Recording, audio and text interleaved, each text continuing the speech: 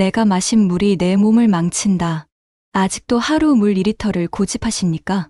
과하게 마신 물이 지금 독으로 쌓이고 있습니다. 거리를 걸으면 생수통을 들고 다니는 사람들이 많습니다. 텔레비전에 나오는 미녀들은 아름다움의 비결이 물을 많이 먹는 것이라 말하고, 많은 건강 프로그램들과 건강서들은 하루 2리터 이상, 심지어 많이 마실수록 좋다고 강권하고 하루에 물 8잔을 마시자는 캠페인까지 벌이고 있습니다. 아무리 좋은 음식, 좋은 약도 과하면 독이 됩니다. 그런데 웬일인지 물만은 예외라 인정하는 것 같습니다. 가히 물 먹는 대한민국이 아닐까 합니다. 정말 물은 절대선이기만 할까요? 정말 그럴까요? 오늘 전해드릴 내용의 주제는 우리의 생명과도 같은 바로 물에 대한 이야기입니다.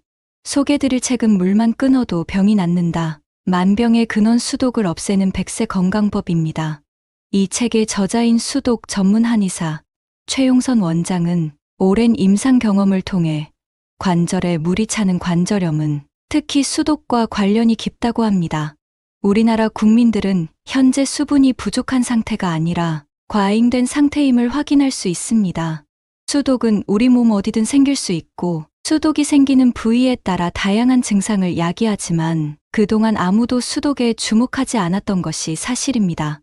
수독 때문에 생긴 병은 수독을 제거해야 낫습니다. 아무리 다른 치료를 해도 원인 제거가 되지 않으면 그때뿐입니다.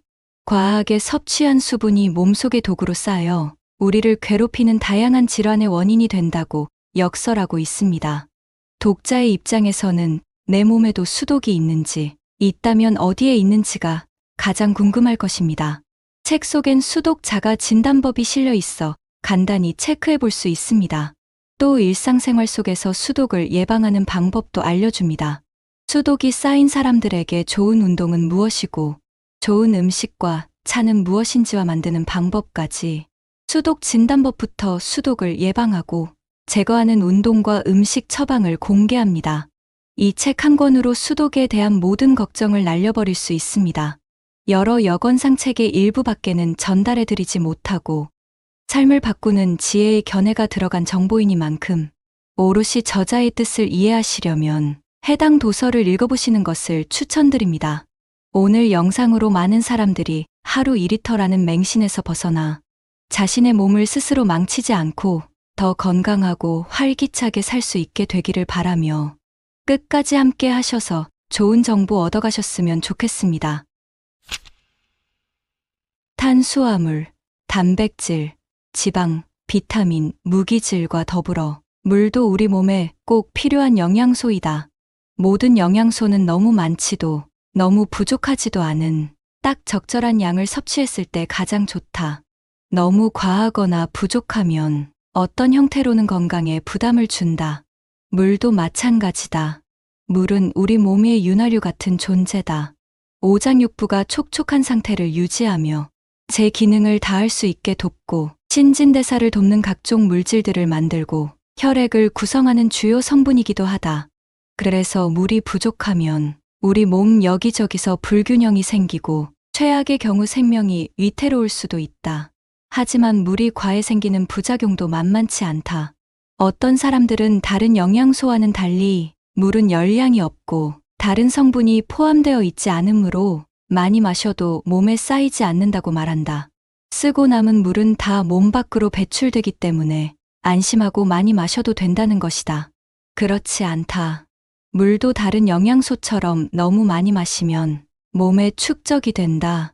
신진대사에 아무런 문제가 없으면 남은 물을 몸 밖으로 배출하겠지만 지속적으로 많은 양의 물을 마시면 신장이 걸러낼 수 있는 물의 양에 한계가 있기 때문에 신장에 무리가 가서 미처 물을 배출시키지 못하고 몸에 쌓이게 된다. 그렇게 쌓인 물이 순환되지 않고 정체되어 있으면 더 이상 물은 우리 몸에 필요한 영양소가 아닌 독이 된다. 우리 몸에 물이 독으로 쌓이지 않게 하려면 물을 잘 마셔야 한다. 어떻게 물을 마시는가에 따라 물은 약이 될 수도 독이 될 수도 있다. 사람마다 물 필요량이 다르다. 하루에 섭취해야 할 물의 양은 얼마일까? 2리터로 알고 있는 분들이 많을 것이다. 방송 매체는 물론 건강서들이 마치 약속이라도 한 듯이 하루에 최소 2리터는 마셔야 한다고 했기 때문이다. 왜 2리터일까? 근거는 있다. 우리 몸의 수분은 섭취와 배설을 통해 거의 일정량이 유지된다. 우리가 섭취한 수분은 우리 몸 구석구석을 돌며 체내에서 생긴 노폐물을 청소해 몸 밖으로 배출하는 역할을 한다. 즉, 더러워진 물을 배설하고 그만큼 깨끗한 물을 섭취해야 우리 몸이 건강하다. 보통 성인은 하루에 소변으로 1000에서 1500ml, 대변으로 100ml를 배출한다. 대소변만으로 수분을 배출하는 것은 아니다. 피부 및 호흡을 통해서도 수분을 배출한다. 이를 불감 증설이라고 하는데, 이렇게 배출하는 양이 약 900ml 정도이다. 이를 모두 합치면 하루 2000에서 2500ml의 수분을 배출하는 것이어서 최소 2리터의 물을 섭취해야 한다는 계산이 나온 것이다. 하지만 어디까지나 성인을 기준으로 한 평균치이다. 하루에 필요한 수분 섭취량은 사람마다 조금씩 다르다. 활동량이 많고 땀을 많이 흘리는 청소년들은 성인보다 더 많은 수분을 섭취해야 한다. 반면 만성심부전, 간질환, 심장질환을 앓고 있는 사람들은 수분 대사가 원활하지 않거나 수분이 많으면 신장, 간, 심장에 더욱 부담을 주므로 수분 섭취량을 제한해야 한다. 또한 여성은 남성보다 땀으로 배출하는 양이 적으므로 남성보다 하루에 필요한 수분 섭취량이 적다. 이처럼 사람마다 건강 상태, 활동량 등에 따라 하루에 필요한 수분 섭취량이 다른데 무조건 2리터를 마셔야 한다는 것은 잘못된 생각이다. 질병이 있어 수분 섭취량을 제한하거나 늘릴 때는 제외하면 보통 키와 체중을 기준으로 하루 필요 수분량을 계산할 수 있다. 순수한 물만 수분이 아니다. 차나 음료수는 물로 치면 안 되는 거죠. 순수한 물을 2리터 마셔야 하는 거죠. 많은 사람이 하루에 필요한 수분 섭취량을 순수한 물로 채워야 한다고 생각한다. 약 200ml 용량의 머그컵으로 하루에 10잔 이상 물을 마셔야 한다는 얘기도 그래서 나왔다. 깨끗하게 정수된 물만 마셔야 건강해질 것 같은 뉘앙스를 물씬 풍기는 정수기 업체들의 광고도 한 몫을 했다. 하루에 필요한 수분 섭취량은 물뿐만 아니라 차나 음료수는 말할 것도 없고 음식을 통해 섭취하는 수분량까지 포함한다. 우리가 매일 먹는 음식도 수분을 함유하고 있다. 쌀밥에도 눈에 보이지 않는 수분이 많다. 보통 쌀은 수분이 15% 정도 되는데 밥을 지으면 수분이 차지하는 비중이 65%로 늘어난다. 쌀밥 한 공기의 중량이 200g이라면 약 130g이 수분인 셈이다. 결국 밥 한 공기를 먹으면 약 130ml의 수분을 섭취하는 것이다. 밥뿐만 아니라 국과 반찬에도 수분이 포함되어 있다. 국은 90%가 수분이라 해도 과언이 아니고 채소를 재료로 한 반찬에도 수분이 제법 많다. 원래 채소는 70에서 90%가 수분인데 데치거나 볶는 과정을 거쳤다 해도 수분은 여전히 많이 남아있다. 보통 하루 3끼 식사를 통해 섭취하는 수분량은 약 800에서 1000ml 정도인 것으로 추정된다. 3끼 식사만 해도 이미 하루에 필요한 수분 섭취량의 절반은 채운 셈이다. 간식이나 후식으로 먹는 과일도 상당량의 수분을 함유하고 있다. 종류와 상관없이 과일은 적게는 70%에서 많게는 90% 이상이 수분이다. 그만큼 과일을 즐겨 먹는 사람은 과일로부터 섭취한 수분량이 많다는 이야기다.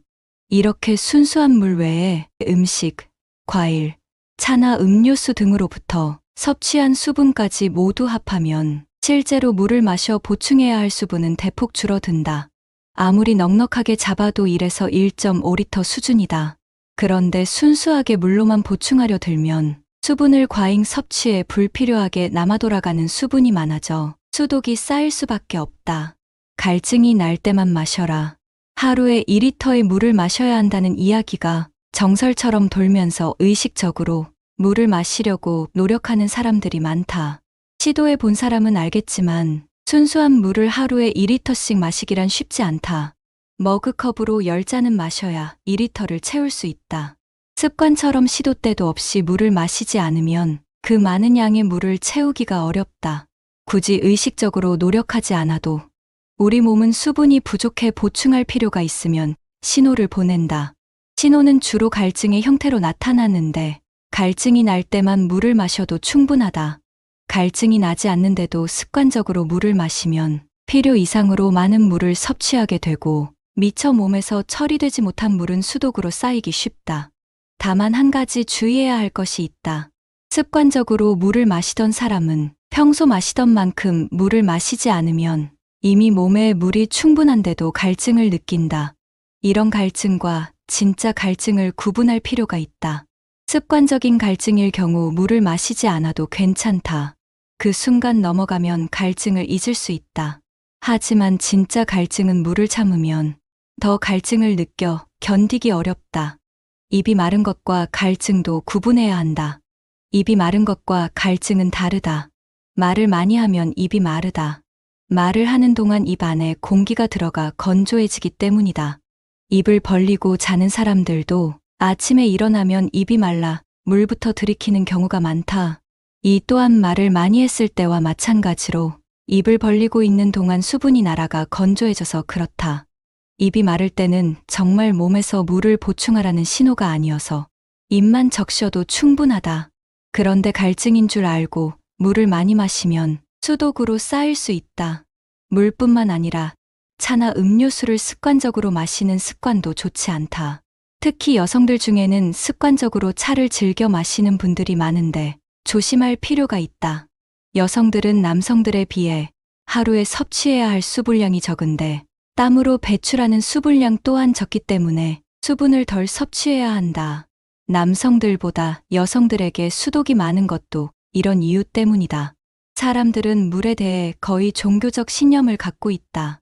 물을 많이 마시면 피가 깨끗해지고 신진대사도 활발해지고 불필요한 노폐물을 배출시켜 피부도 깨끗해진다 등등. 물의 좋은 점은 일일이 열거하기도 어려울 정도다.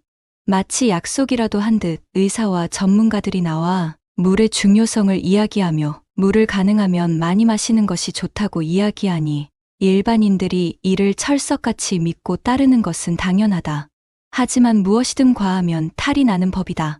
우리 몸은 스스로 균형을 찾기 위해 노력한다. 물이 부족하면 물이 부족하다는 신호를 보내 물을 마시게 한다. 굳이 일부러 물을 찾아 마실 필요가 없다. 그런데도 물을 하루에 몇 잔 마셔야 한다는 의무감에서 마치 과제를 달성하듯 열심히 물을 마시는 사람들이 점점 많아지는 추세다. 사람들이 옷을 사입을 때 어떻게 하는가? 대부분 자기에게 어울리는지 이리저리 살펴보고 입어보면서 굉장히 신중하게 선택한다. 그런데 먹거리에 대해서는 의외로 무심하다. 몸으로 들어가기 때문에 훨씬 중요함에도 몸에 좋다더라 라는 이야기를 들으면 이리저리 따져보지도 않고 무분별하게 받아들이는 경우가 많다. 또 그 결과를 확인하려고도 하지 않는다. 세상의 모든 먹거리는 각자 고유의 성질과 맛을 가지고 있기에 그 먹거리와 반대되는 성질의 몸 상태를 가진 사람에게만 좋은 효과를 기대할 수 있다. 자석의 N극과 S극이 서로 끌리고 남녀가 서로 끌리고 추우면 따뜻한 것을 찾고 더우면 찬 것을 찾듯이 말이다. 열이 많은 사람은 더위를 못 견디고 몸이 냉한 사람은 추위를 많이 타듯이 같은 극끼리는 서로 밀쳐낸다.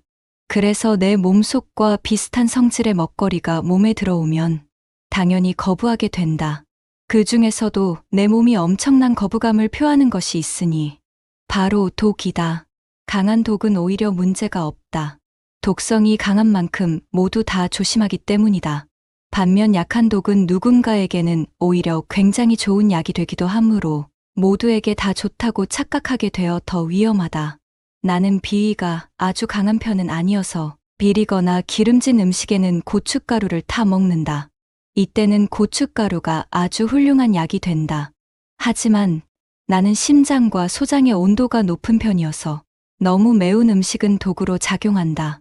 가뜩이나 심장과 소장에 열이 많은데 매운 음식을 먹으면 서로 상극이 되어 반드시 복통을 일으키기 때문이다. 물도 마찬가지다. 물이 우리 몸에 꼭 필요한 요소임은 분명하지만 필요 이상으로 섭취한 물은 독으로 변의 건강을 위협할 수 있다. 너무나도 당연히 배가 고프면 밥을 먹고 배가 부르면 멈춰야 한다. 변을 보고 싶어야 보러 가고 잠이 와야 잠을 잔다. 물도 갈증이 날 때 마셔야 자연스럽다. 갈증이 나지 않는데 억지로 마시는 것은 더운데도 옷을 껴입는 것과 같은 정말 어리석은 행동이다. 물은 불을 끈다. 기본적으로 성질이 차기 때문에 우리 몸에 들어와서도 열을 식히는 역할을 한다. 혈기왕성한 젊은이들은 찬물을 벌컥벌컥 들이켜 속 열을 끓여 한다. 하지만 나이 들어 소화기관의 열이 떨어진 노인들은 그 반대다. 물을 좋아하는 사람은 속에 열이 많고 물이 잘 먹히지 않는 사람은 속이 냉한 것이다. 우리는 수분 과잉 섭취보다는 수분 부족을 염려하는 경우가 훨씬 많다. 하지만 임상 경험으로 보면 그 반대로 수분 부족보다 수독이 쌓인 사람이 훨씬 많다. 정확한 통계 자료는 없지만 임상학적으로 우리나라 사람의 70에서 80%는 수독으로부터 자유롭지 않다고 본다. 문제는 이미 수독이 쌓여 있는데도 계속 물을 섭취한다는 것이다. 수독이 쌓여 있다는 것은 필요 이상으로 물을 많이 섭취하거나 수분 대사에 이상이 있음을 의미한다. 그런 상태에서 물을 계속 먹게 되면 결국 질병을 유발하게 된다. 수독으로 유발되는 질병은 수도 없이 많다. 만병의 근원이라 해도 과언이 아닐 정도다. 수독은 우리 몸 어디에든 생길 수 있다. 우리가 마신 물은 온몸 구석구석을 돌며 조직을 촉촉하게 만들고 불필요한 노폐물을 배출시키는 역할을 한다. 그런데 어떤 이유에서든 물이 순환을 하지 못하고 정체되면 독으로 변하기 시작한다. 이 수독을 풀지 않고 방치하면 수독이 발생한 그 자리를 중심으로 문제가 생긴다. 피부에 수독이 걸리면 피부병이, 관절에 수독이 생기면 관절염이, 위나 장에 수독이 쌓이면 각종 위장장애가 나타난다. 수독이 이렇게 위험한데도 무조건 물을 많이 마시면 건강해진다고 생각하는 사람들이 많아 걱정스럽다. 물이 건강에 도움이 된다는 것은 어디까지나 수독이 없고 정상적으로 수분 대사를 할 수 있는 사람들의 한한 이야기다. 수독이 있는 사람들은 필요 이상의 물을 마셔서는 안 된다. 수독으로 인해 질병이 생겼다면 수독을 풀어야 질병이 치료된다. 하지만 물을 맹신하는 사람들은 수독의 존재를 인정하지 않고 다른 데서 원인을 찾는다. 증상 위주로 병을 진단하고 치료하는데 대부분 큰 효과를 보지 못한다. 원인 치료를 하지 않기 때문이다. 좋다는 방법을 다 동원해도 효과를 보지 못하면 그제야 수독 치료를 시작한다. 수독이 원인인 병은 치료를 시작하자마자 빠르게 병세가 호전된다. 경험해보지 않은 사람은 믿기 어렵겠지만 오랫동안 환자를 치료하면서 확인한 사실이다.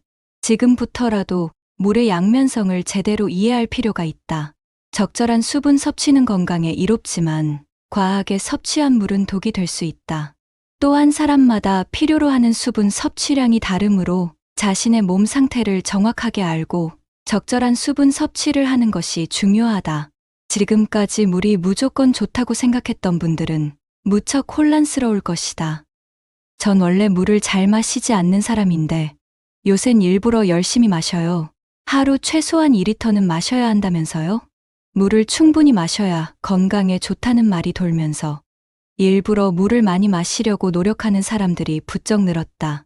일일이 양을 체크하면서 물을 마시는 사람들도 많고 아예 생수병을 들고 다니는 사람들도 심심치 않게 눈에 띈다. 실제로 물은 우리 몸에서 아주 중요한 역할을 한다.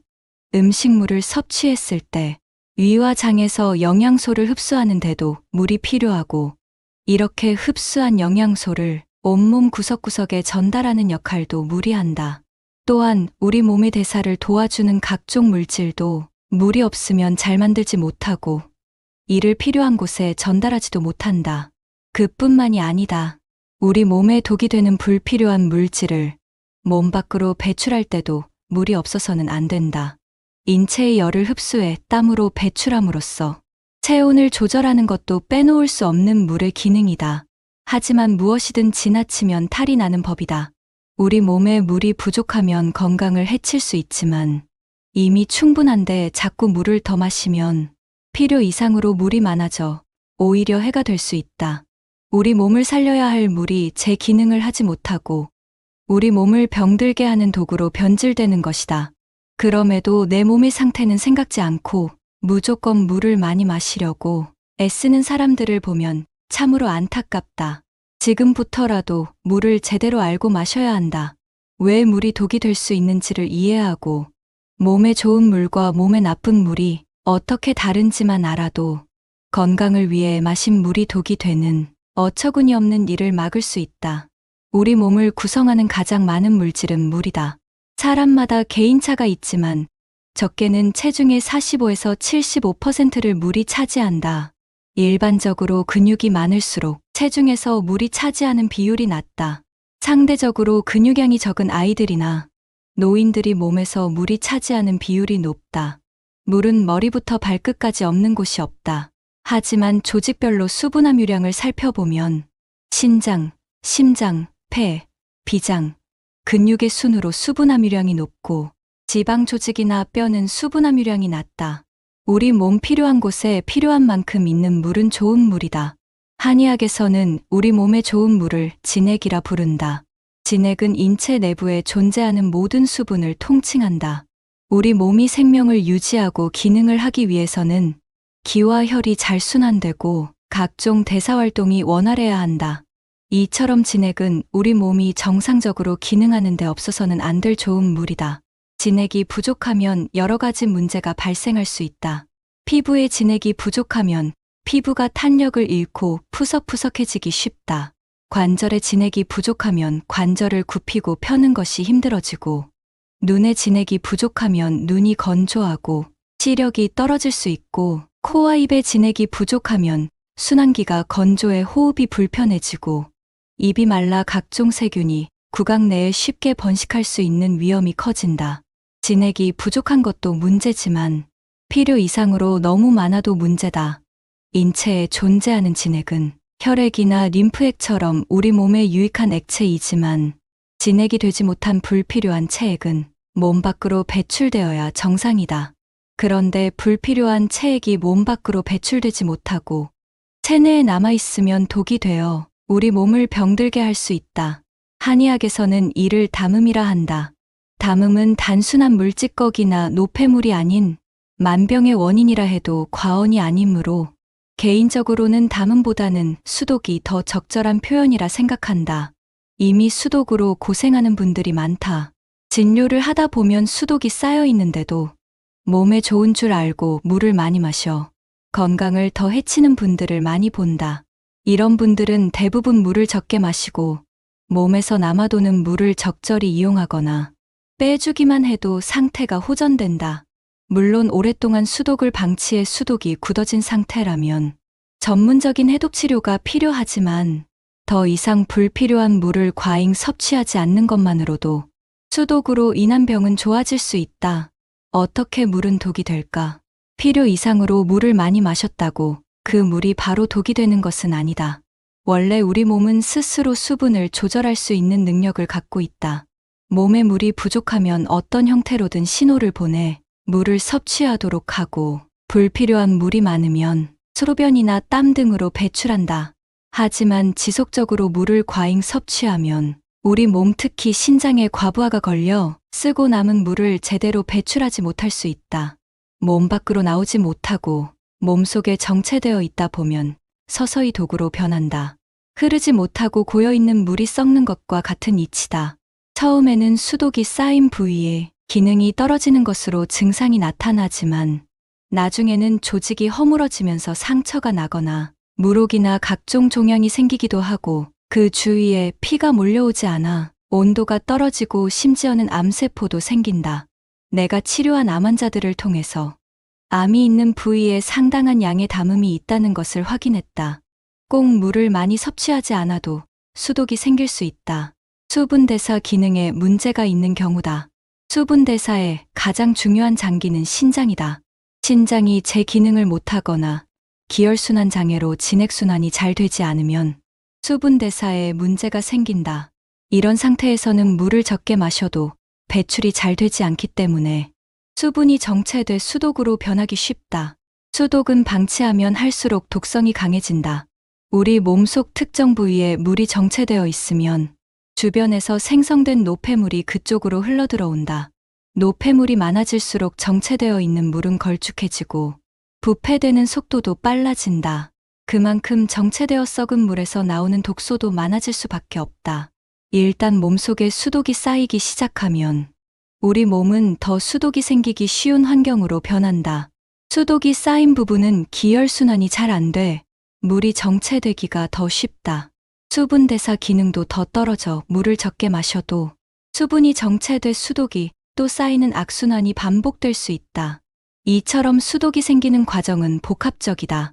지나친 수분 섭취가 원인이 될 수도 있고, 수분 대사를 관장하는 장기의 문제일 수도 있고, 전체적인 순환 장애가 수독을 만들고 더 악화시킬 수 있다. 하지만 분명한 것은 필요 이상으로 과잉 섭취한 물은 몸에 좋은 진액이 아닌 독이 될 가능성이 크다는 것이다. 또한 어떤 원인에 의해 수독이 생겼든 수독이 생긴 이후에는 지나친 수분 섭취가 수독을 더욱 악화시키므로 필요 이상으로 수분을 섭취하지 않도록 각별히 조심해야 한다. 우리 몸은 수분과 전해질의 농도가 적절하게 유지가 돼야 하는데 한 번에 물을 너무 많이 마시게 되면 전해질 균형이 깨지게 됩니다. 저나트륨 혈증은 두통, 현기증, 구역질 등의 증상이 나타날 수 있으며 신장 기능에 무리가 올 수 있습니다. 또한 간질환, 신장질환, 심장질환을 가진 환자들의 경우 과도한 수분 섭취가 문제가 될 수 있습니다. 수분 섭취량은 나이, 근육량, 생활환경, 질병 상태, 계절 등에 따라 달라지기 때문에 건강하게 수분을 섭취하기 위해서는 몸의 신호를 잘 알아봐야 합니다. 첫 번째는 갈증입니다. 갈증은 인체의 세포 조직에 수분이 부족해져 물을 마시고 싶다는 느낌이 생기는 것입니다. 갈증을 잘 느끼지 못하도록 조금씩 자주 마셔주는 것이 좋은데 특히 노년층에서는 갈증을 인지하는 센서가 둔화되어 있어 갈증이 없더라도 소량의 물을 자주 섭취해 주시는 것이 좋습니다. 갈증을 느낄 때 물을 마셔야 하는데 커피나 음료, 주스 등으로 갈증을 해소하는 경우가 있어 순수한 물을 얼마나 마시고 있는지 파악할 필요가 있습니다. 두 번째는 소변의 상태입니다. 일반적으로 하루 4에서 6회 맑은 노란빛의 소변을 정상이라고 보고 있습니다. 물을 충분히 마시는 것 같아도 진한 노란색의 소변을 보고 있다면 그만큼 사용되는 물의 양이 많다는 뜻이니 물을 늘려야 합니다. 마지막으로는 대변의 상태입니다. 수분의 흡수는 방광이 아니라 대장에서 이루어지는데요. 단단한 변을 보거나 시원하게 변을 보지 못하고 힘이 많이 들어가는 사람은 물을 조금 더 마셔야 합니다. 반대로 묽은 변을 보는 사람은 대장에서 수분을 흡수하는 기능이 떨어진 사람으로 대장 기능을 회복시켜야 하며 물량을 조금 줄일 필요가 있습니다. 특히 묽은 변을 보는 사람들의 경우 비위 기능이 떨어지고 양기가 떨어져 있는 경우가 많아 수분 대사를 제대로 하기가 어려워 물을 마시면 속이 울렁거리고 두통이 생기는 등 담음 증상, 수독증이 생길 수 있어 주의가 필요합니다. 생수가 마시기 힘들다면 보리차, 현미차, 옥수수와 같은 곡물차로 대체할 수 있습니다. 하지만 옥수수 수염차, 호박차, 우엉차, 메밀차, 결명자, 둥글레, 녹차, 보이차 등 약차는 대부분 이뇨작용이 있기 때문에 추천하지 않습니다. 당연히 당분이 많은 탄산음료, 주스 등도 물을 대신할 수 없습니다. 사람은 물 없이는 3일, 음식 없이는 3주 동안 생존할 수 있다고 알려져 있습니다. 그만큼 사람에게 음식보다는 물이 더 중요한데요. 영양제로 부족한 영양소를 챙기려고 노력하는 현대인이지만 정작 생명에 더 중요한 물 섭취의 중요성에 대해서는 실천하지 못하는 경우가 많습니다. 개인의 건강 상태에 맞는 물 섭취를 통해 건강을 챙겨보시길 바랍니다. 오늘 준비한 영상은 여기까지입니다. 어떻게 도움이 많이 되셨나요? 지금까지 삶을 바꾸는 지혜였습니다. 시청해 주셔서 감사드립니다. 오늘 영상이 도움되셨다면 구독, 좋아요 꼭 눌러주시고 소중한 분들과 공유하여 건강을 함께 하세요. 더 좋은 영상으로 찾아뵙겠습니다. 여러분의 건강과 행복을 응원합니다. 감사합니다.